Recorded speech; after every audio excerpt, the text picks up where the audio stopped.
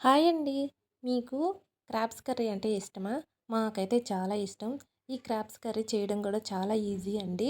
చాలా టేస్టీగా కూడా ఉంటుంది. హెల్త్‌కి కూడా చాలా మంచిదండి క్రాబ్స్.